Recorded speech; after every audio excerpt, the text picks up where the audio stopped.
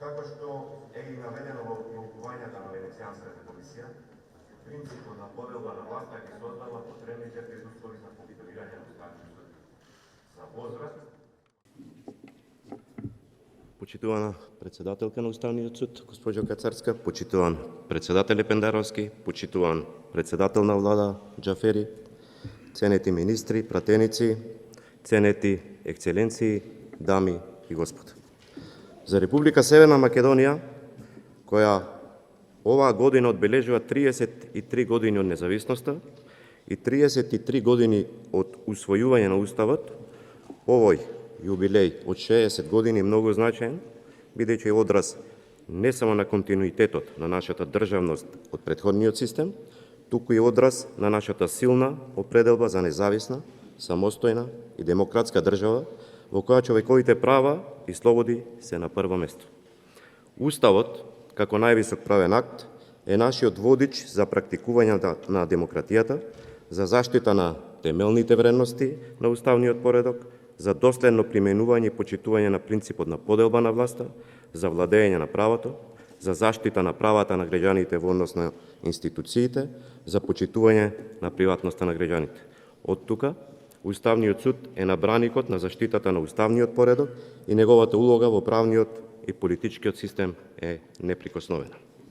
Не можам, а да не го истакнам моето задоволство што денес ова јубилеј Уставниот суд го дочекува во полн состав, имајќи предвид дека во последнава година во определен период беше загрозено неговото функционирање.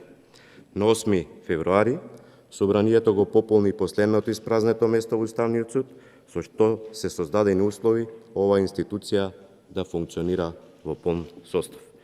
На денешниот настан гледам дека главна тема на која ќе се осврнат уставните суди од земјата и регионот, уставните домашни и странски експерти е уставно-судската заштита на слободата на мислата и на слободата на јавното искажување на мисла. Во едно демократско општество, на јавно искажаниот став на критиката треба да гледаме како на додадена вредност која може само да го унапреди политичкиот систем. Но верувам дека денес ќе имаме можност да се осврниме и на изминатиот период, да направиме еден вид пресек, па и да бидеме критични за одредени процеси пред кои како општество бевме исправени, а кои беа директна закана на демократијата во нашата држава. За жал, во минатото сме имале периоди на нарушување на принципот на поделба на власта, но и на директни политички влијанија, што директно придонесе до намалување на довербата во правосудниот систем. Изминативе неполни 7 години, преземени се мерки за надминување на таа состојба, но факт е дека не чека уште многу работа. Довербата во правосудниот систем е намалена и сите ние заедно, и судската, но и законодавната и извршната власт, мора да преземеме конкретни мерки за да ја надминеме таа состојба.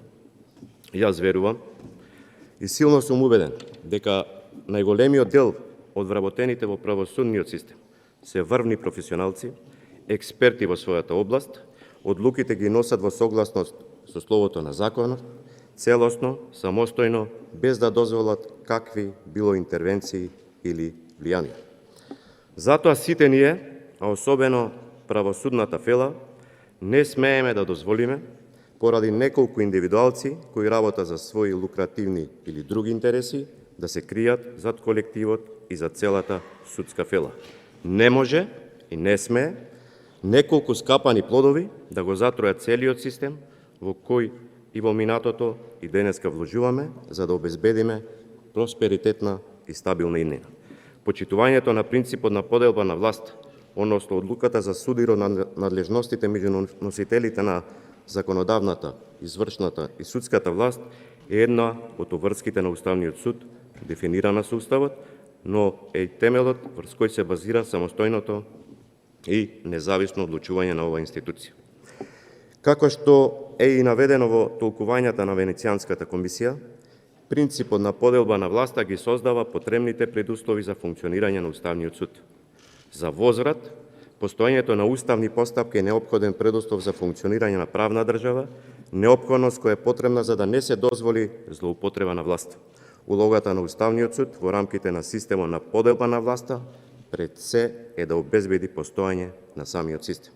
Имено, да се заштити демократскиот систем на државата од обидите да се трансформира во авторитарен или дури и тоталитарен режим, затворен цитат. И тука јас ја гледам главната, ако не и најважната улога на Уставниот суд.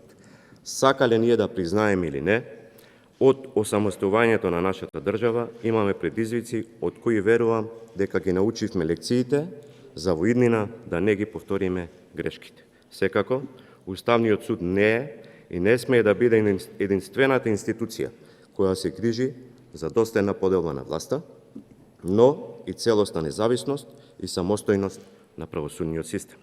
Одговорност има и законодавната и извршната власт, но пред се сите чинители во самиот правосуден систем кои треба одлуките да ги носат со интегритет, да не подлегнуваат на никакви влијанија и да постапуваат единствено во согласност со словото на законот. Само на тој начин ќе обезбедиме владење на правото и доверба во правосудниот систем, што, како што кажав и претходно, е предуслов за почитување на граѓанските, социјалните и економските слободи и права на човекот, но е и предуслов за економски напредок, просперитет и развој, односно за ефикасно функционирање на системот.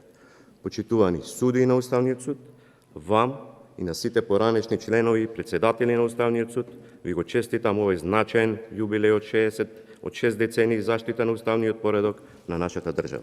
Ве охрабрувам да продолжите да ги носите одлуките по своје убедување, почитувајќи ги уставните одредби и да бидете пример и за останатите чинители во правосудниот и политичкиот систем, бидејќи само на тој начин ќе обезбедиме правна држава во која граѓаните, приватниот сектор и, што е најважно, младите веруваат во нејзината просперитетна иднина. Ви благодарам.